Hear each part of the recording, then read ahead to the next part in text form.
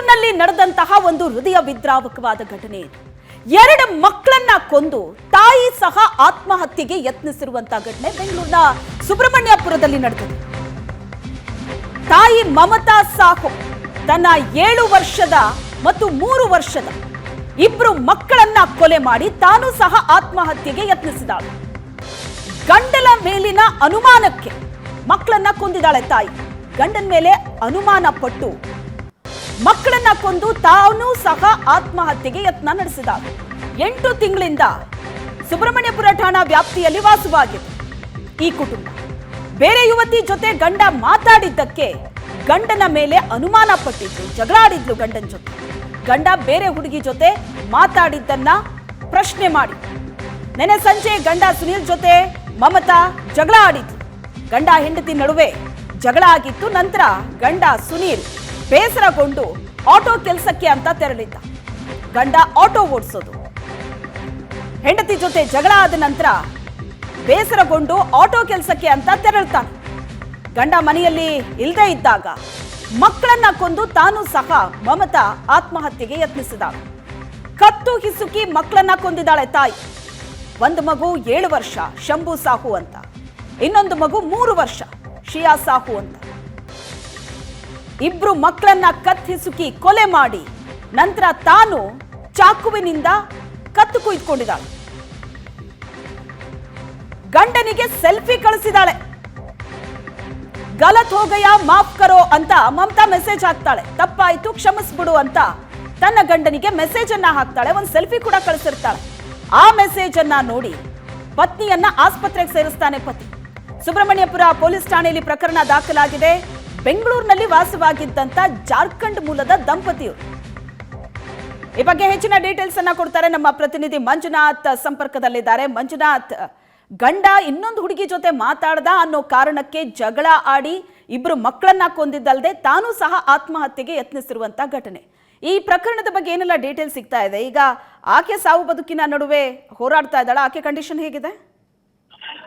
ಶ್ವೇತಾ, ಆಕೆ ಈಗ out of danger ಇದ್ರು ಕೂಡ ಆಕೆಗೆ ಚಿಕಿತ್ಸೆನ ನಡೆದಿರ್ತಕ್ಕಂಥದ್ದು. ಅಂದ್ರೆ ಏನು, ನಿನ್ನೆ 7 ಗಂಟೆಯಿಂದ 9:15 ಅಂದ್ರೆ ಈ ಸಂದರ್ಭದಲ್ಲಿ ತಾಯಿ ತನ್ನ 2 ಮಕ್ಕಳನ್ನ, ಅಂದ್ರೆ 7 ವರ್ಷದ ಒಂದು ಗಂಡು ಮಗು ಮತ್ತೆ 3 ವರ್ಷದ ಒಂದು ಹೆಣ್ಣು ಮಗುವನ್ನ ಕತ್ತಿಸಿಕೆ ಸಾಯಿಸಿ ತಾನು ಕೂಡ ಕತ್ತು ಸೀಳ್ಕೊಂಡು ಆತ್ಮಹತ್ಯೆ ಮಾಡ್ಕೊಳ್ಳುವಂತ ಪ್ರಯತ್ನವನ್ನ ಮಾಡ್ಕೊಂಡಿದ್ದು ಮಮತಾ ಸಾಹು ಅಂತೇಳಿ. ಆಕೆ 25 ವರ್ಷದಳು.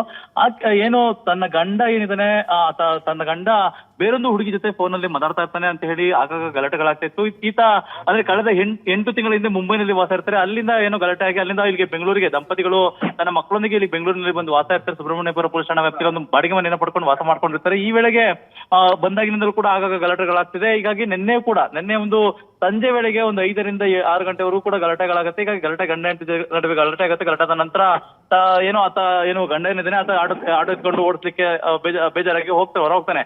ಈ ವೇಳೆಗೆ ಮಮತಾ ಸಾಹು ಏನಿರ್ತಾರೆ ತನ್ನ ಇಬ್ಬರು ಮಕ್ಕಳ ಕತ್ತನ್ನು ಇಸಿಕಿ ತಾನು ಕೂಡ ಆತ್ಮಹತ್ಯೆ ಮಾಡ್ಕೊಂಡು ತನ್ನ ಗಂಡನಿಗೆ ತಪ್ಪಾಯ್ತು ಕ್ಷಮಿಸ್ಬಿಡಿ, ಗಲತ್ ಹೋಗಯ್ಯ ಮಾಫ್ ಕರೋ ಅಂತ ಹೇಳಿ ಮೆಸೇಜ್ ಅನ್ನ ಮಾಡಿ ಸೆಲ್ಫಿಯನ್ನ ಕೂಡ ಕಳಿಸ್ತಾನೆ. ಕೂಡಲೇ ಆತ ವಾಪಸ್ ಮನೆಗೆ ಬಂದು ಆಕೆಯನ್ನ ಏನು ಆಸ್ಪತ್ರೆಗೆ ಸೇರಿಸುವಂತ ಪ್ರಯತ್ನ ಮಾಡ್ತಾನೆ. ಇದಾದ ನಂತರ ಪೊಲೀಸರು ಕೂಡ ಬಂದು ವಿಚಾರಣೆ ಮಾಡ್ತಾರೆ. ಆ ವೇಳೆಗೆ ಈ ರೀತಿ ಆಗಿರ್ತಕ್ಕಂಥ ಘಟನೆ ಹೇಳಿದ ನಂತರ ಪೊಲೀಸರು ಒಂದು ಪ್ರಕರಣವನ್ನು ದಾಖಲು ಮಾಡ್ಕೊಂಡ್ರೆ ಈತನ ದೂರದಾರನಾಗಿ ಮಾಡ್ಕೊಂಡು ಪ್ರಕರಣವನ್ನು ದಾಖಲು ಮಾಡಿ ಈಗ ಆಕೆಗೆ ಚಿಕಿತ್ಸೆಯನ್ನು ಕೂಡ ಕೊಡ್ತಾ ಇರ್ತಕ್ಕಂಥ. ಆಕೆ ಬಂದ ನಂತರ ಆಕೆನ ಬಂಧನವನ್ನ ಮಾಡಿ ಮುಂದಿನ ಕ್ರಮಗಳನ್ನು ಕೈಗೊಳ್ಳುವಂತ ನಿಟ್ಟಿನಲ್ಲಿ ಕೂಡ ಈಗ ಪೊಲೀಸರು ಮುಂದಾಗ್ತಿದ್ದಾರೆ. ಅದನ್ನ ಹೊರತುಪಡಿಸಿ ಬೇರೆ ಏನಾದ್ರು ಆಗಿದೆಯಾ ಅಥವಾ ಇದಕ್ಕೆ ಸಂಬಂಧಪಟ್ಟದ್ದು ಏನೆಲ್ಲ ಇದೆ ಅನ್ನೋದನ್ನ ಕೂಡ ಈಗ ಪತ್ತೆ ಮಾಡುವಂತ ನಿಟ್ಟಿನಲ್ಲಿ ಪೊಲೀಸರು ಮುಂದಾಗ್ತಿರ್ತಕ್ಕಂಥದ್ದು. ಸದ್ಯ ಗಂಡನನ್ನ ವಿಚಾರಣೆ ಕೂಡ ಮಾಡಿದ್ರೆ, ವಿಚಾರಣೆ ಮಾಡಿ ಏನೆಲ್ಲ ಇದೆ ಮಾಹಿತಿಗಳನ್ನ ಕೂಡ ಕಲೆ ಹಾಕುವಂತ ನಿಟ್ಟಿನಲ್ಲಿ ಪೊಲೀಸರು ಮುಂದಾಗ್ತಿದ್ದಾರೆ. ಶ್ವೇತಾ, ಓಕೆ, ಈಗ ಯಾವುದೋ ಒಂದು ಹುಡುಗಿ ಜೊತೆ ಆತ ಫೋನ್ನಲ್ಲಿ ಮಾತಾಡ್ದ ಅನ್ನೋ ಕಾರಣಕ್ಕೆ ಇಷ್ಟು ದೊಡ್ಡ ಜಗಳ ನಡೆದು ಇಬ್ರು ಮಕ್ಕಳು ಕೊಲೆ ಆಗಿ ತಾನು ಸಹ ಆತ್ಮಹತ್ಯೆಗೆ ಯತ್ನಿಸಿದ್ದ. ಈಗ ಪೊಲೀಸರ ಪ್ರಾಥಮಿಕ ತನಿಖೆಯಲ್ಲಿ ಏನಂತ ಗೊತ್ತಾಗ್ತಾ ಇದೆ? ಆಕೆ ಏನಂತ ಹೇಳಿ ಜಗಳ ಆಡ್ತಾ ಇದ್ಲಂತೆ? ಶ್ವೇತಾ, ಈ ಒಂದು ವಿಚಾರ ಅಂದ್ರೆ ಒಂದು ಮಗುವನ್ನ ಸಾಯಿಸುವಂತ ಕಠಿಣ ನಿರ್ಧಾರವನ್ನ ಒಂದು ತಾಯಿ ತೆಗೆದುಕೊಳ್ತಾಳೆ ಅಂದ್ರೆ ಏನೋ ಒಂದು ದೊಡ್ಡದಾಗಿ ಆಗಿರುತ್ತೆ ಅನ್ನೋ ಒಂದು ಮಾಹಿತಿ ಈಗ ಪೊಲೀಸರು ಗೊತ್ತಿರುತ್ತೆ. ಹಾಗಾಗಿ ಆ ತರನ ವಿಚಾರಣೆ ಮಾಡುವಂತ ನಿಟ್ಟಿನಲ್ಲಿ ಪೊಲೀಸರು ಮುಂದಾಗ್ತಿರ್ತಕ್ಕಂಥ. ಪ್ರಾಥಮಿಕವಾಗಿ ಆಕೆಯನ್ನ ಚಿಕಿತ್ಸೆ ಕೊಡುವಂತ ನಿಟ್ಟಿನಲ್ಲಿ ಈಗಾಗಲೇ ಪೊಲೀಸರು ಅಡ್ಮಿಟ್ ಅನ್ನ ಅಂದ್ರೆ ಆ ಗಂಡನ ಅಡ್ಮಿಟ್ ಮಾಡಿದ್ರೆ ಸದ್ಯ ಆ ಒಂದು ಕ್ರಮವನ್ನ ಆಕೆ ಯಾವ ರೀತಿ ಇದ್ದಾಳೆ ಕಂಡೀಷನ್ ಕೂಡ ಪತ್ತೆ ಮಾಡುವಂತ ನಿಟ್ಟಿನಲ್ಲಿ ಮುಂದಾಗಿದ್ದಾರೆ. ಜೊತೆಗೆ ಆಕೆಯ ಮೊಬೈಲ್ ಜೊತೆಗೆ ಈತನ ಮೊಬೈಲ್ ಏನಿದೆ ಈ ಮೊಬೈಲ್ ಗಳನ್ನ ಕೂಡ ಅಂದ್ರೆ ವಶಕ್ಕೆ ಪಡ್ಕೊಂಡು ಅದನ್ನ ಚೆಕ್ ಮಾಡುವಂತ ಪರಿಶೀಲನೆ ಮಾಡುವಂತ ಕೆಲಸವನ್ನ ಈಗ ಪೊಲೀಸರು ಮಾಡಿರ್ತಕ್ಕಂಥ. ಇನ್ನ ಗಂಡನನ್ನ ಕೂಡ ವಿಚಾರಣೆ ಮಾಡ್ತಾ ಗಂಡ ಏನೋ ಬೇರೊಂದು ಹುಡುಗಿ ಜೊತೆ ಫೋನ್ ಅಲ್ಲಿ ಮಾತಾಡ್ತಿದ್ದ, ಈ ಮಾತಾಡ್ತಿದ್ದ ಒಂದೇ ವಿಚಾರವಾ ಅಥವಾ ಬೇರೆ ಏನಾದ್ರು ಇತ್ತ, ಅಕ್ರಮ ಸಂಬಂಧ ಏನಾದ್ರು ಇತ್ತ ಅಥವಾ ಬೇರೆ ಏನಾದ್ರು ಇತ್ತ ಅನ್ನೋದನ್ನ ಕೂಡ ಈಗ ಪೊಲೀಸರು ಪರಿಶೀಲನೆ ಮಾಡುವಂತ ಕೆಲಸವನ್ನ ಮಾಡ್ತಿದ್ದಾರೆ. ಆದ್ರೆ ಇಷ್ಟು ಕಠೋರವಂತ ನಿರ್ಧಾರವನ್ನ ತೆಗೆದುಕೊಳ್ತಕ್ಕಂಥ ಹಿನ್ನೆಲೆ ಏನು ಅನ್ನೋದನ್ನ ನೋಡೋದಾಗ ಆತ ಏನು ಸಾಕಷ್ಟು ಬಾರಿ ಫೋನ್ ನಲ್ಲಿ ಮಾತಾಡ್ತಿದ್ದ. ಹಾಗಾಗಿ ಈಕೆ ಹಲವಾರು ಬಾರಿ ಜಗಳವನ್ನ, ಅಂದ್ರೆ ಮನೆಯಲ್ಲಿ ಜಗಳವನ್ನ ಮಾಡಿದ ರೀತಿ ನೀನ್ ಮಾತಾಡ್ತಿದ್ಯಾ, ಫೋನ್ ಮಾತಾಡ್ಬೇಡ, ನಾವು ಇಲ್ಲಿ ಹೆಂಡತಿ ಮಕ್ಕಳು ಈ ರೀತಿಯಾಗಿದ್ದಾರೆ, ನೀನ್ ಯಾಕೆ ಫೋನ್ ಬೇರೆ ಜೊತೆ ಮಾತಾಡ್ತೀಯ, ಹಂಗೆ ಹಿಂಗೆ ಅಂತೆಲ್ಲ ಇಲ್ಲಿ ಗಲಾಟೆಗಳು ಆಗ್ತಿತ್ತು. ಇದೇ ಗಲಾಟೆಗೆ ಸಂಬಂಧಪಟ್ಟಂತೆ ಆತ ಕೂಡ ಏನು ಜೋರಾದ ಗಲಾಟೆಯನ್ನ ಮಾಡಿ ಮನೆಯಿಂದ ಹೊರ ಹೋಗಿರ್ತಾನೆ. ಇದಾದ ನಂತರ ಆಕೆ ಈ ರೀತಿ ಕೃತ್ಯವನ್ನ ಮಾಡ್ಕೊಂಡಿರ್ತಕ್ಕಂದ್ರೆ ಕೊಲೆ ಮಾಡಿ ತಾನು ಕೂಡ ಆತ್ಮಹತ್ಯೆ ಮಾಡ್ಕೊಂಡಿರ್ತಕ್ಕಂಥ ಪೊಲೀಸರು ನೋಡ್ತಾವಂತೆ ಗಂಡನಿಂದ, ಅಂದ್ರೆ ಎಲ್ಲೋ ಒಂದ್ ಕಡೆ ಗಂಡ ಹೆಂಡತಿ ಸಂಬಂಧ ಅಷ್ಟು ಚೆನ್ನಾಗಿರ್ಲಿಲ್ಲ ಅನ್ನೋ ಒಂದು ಮಾಹಿತಿಗೆ ಸಿಗ್ತಾ ಇರ್ತಕ್ಕಂಥ. ಇಷ್ಟಕ್ಕೆ ಮಾಡ್ಕೊಳ್ಳೋ ಅಥವಾ ಬೇರೆ ಏನಾದ್ರು ರೀತಿ ಅನ್ನೋದನ್ನ ಕೂಡ ಆಕೆಯೇ ಹೇಳ್ಬೇಕಾಗತ್ತೆ. ಸದ್ಯ ಚಿಕಿತ್ಸೆ ಪಡೆದ ನಂತರ ಏನು ಆಕೆಯ ಹೇಳಿಕೆಗಳನ್ನ, ಸ್ಟೇಟ್ಮೆಂಟ್ ಅನ್ನು ಪಡ್ಕೊಳ್ಳುವಂತ ಪ್ರಯತ್ನ ಪೊಲೀಸರು ಮಾಡ್ತಾರೆ. ಶ್ವೇತಾ, ಥ್ಯಾಂಕ್ ಯು ಮಂಜುನಾಥ್ ನಿಮ್ಮೆಲ್ಲ ಡೀಟೇಲ್ಸ್ಗೆ.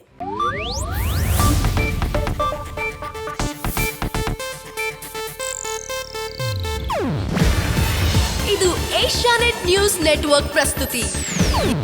ನೀವು ನೋಡ್ತಿದ್ದೀರಾ ಏಷ್ಯಾನೆಟ್ ಸುವರ್ಣ ನ್ಯೂಸ್.